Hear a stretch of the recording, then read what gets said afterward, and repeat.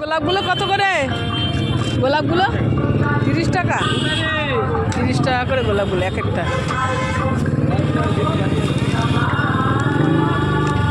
কি সুন্দর লাগছে কাপড়। 25 টাকা হচ্ছে না আমার কাছে। দারুণ লাগছে। 2 টাকা দিদি,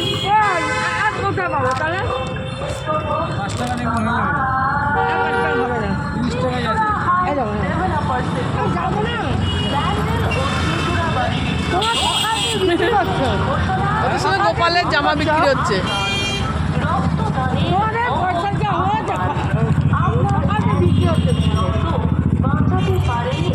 সব 30 টাকা করে।